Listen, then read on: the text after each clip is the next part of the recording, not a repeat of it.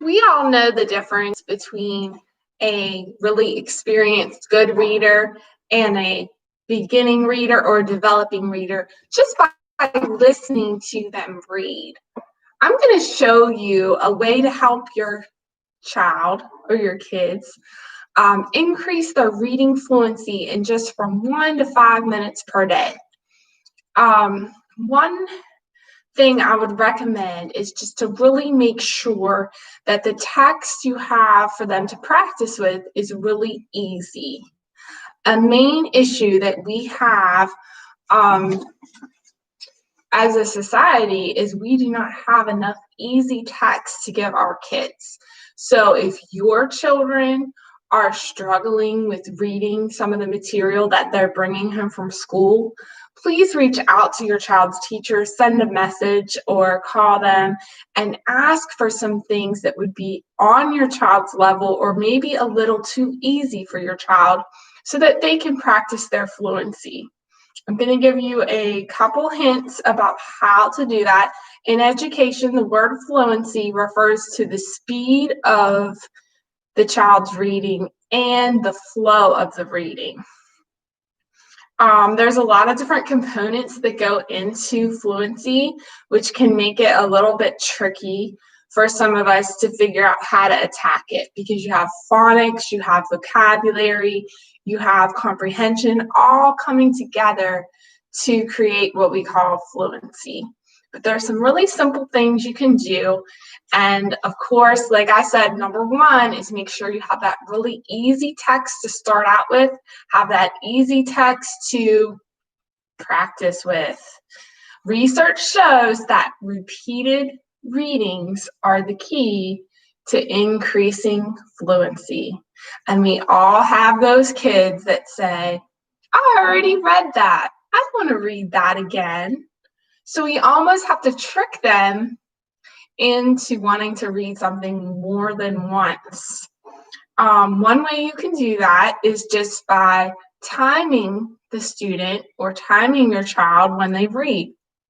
You can give them a list of words that we can provide you from the school that's easy for your child, or if it's not easy for your child, you can read along with your child a couple times until it becomes manageable for your child to read.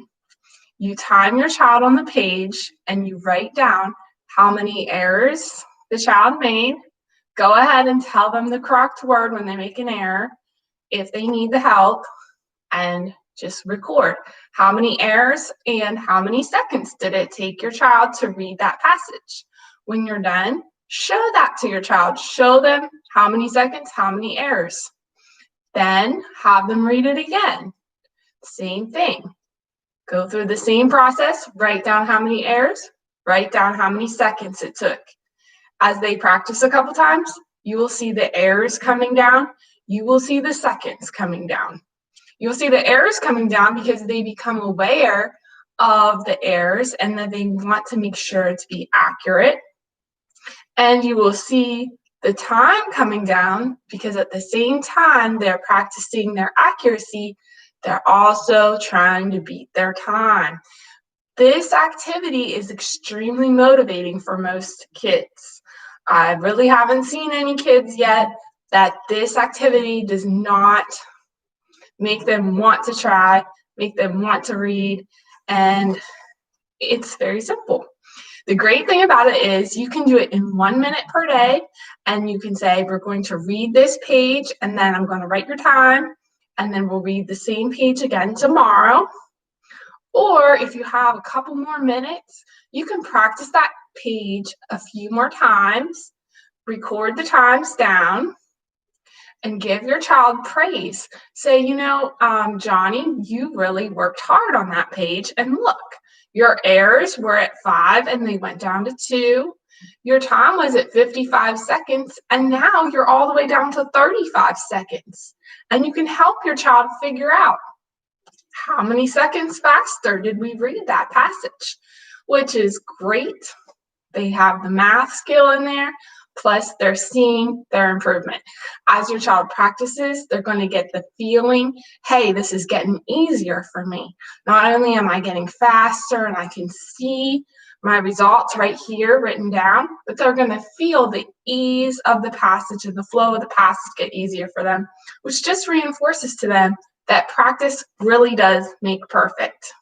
So like I said, you can do one page one day, practice it again the next day, practice it again the following day until they master it. Or if you have 5 minutes, you can just practice a couple times, maybe 2 or 3 times. When I talk about mastery, what we're looking at is 2 or fewer errors on a word list that we would give you from school, or also a minute or less on the time. So if your child is not reading the page within a minute, or maybe it's a little bit less than a minute, but you're saying they just don't seem like they're flowing when they're reading the page, have them keep practicing it until they really master it. Now, if your child wants to read a story, a short story, or a book instead of the word list, that's another option. And if you watch Miss Wagner's video, she did a video on fresh reads that you can check out that's really good for that. Or if you have a certain book at home, you can just have your child read for 1 to 3 minutes and then repeat that same passage again the next day using the strategy that I already explained of timing, looking at your time go down until the flow is really, really good. And then you can move on to the next part of the story or the book. I just want to emphasize to everybody that we want to get materials into your hands to help you practice fluency with your child. We are teaching kids phonics in school and they're learning it with their teacher, but they might just need a little more one-on-one time to really practice the skill, and that's what they're doing with you at home in that 1 to 5 minutes a day. They're getting that one-on-one attention and that practice so that when they go back to school, they've practiced the skills that they've been learning in school. If you need any of these word lists, we use the NIHouse reading program at Kaiser Primary. And we also have other resources. We have what's called the Fresh Reads, which is just a little short story, where we have other decodable text that we can provide to you.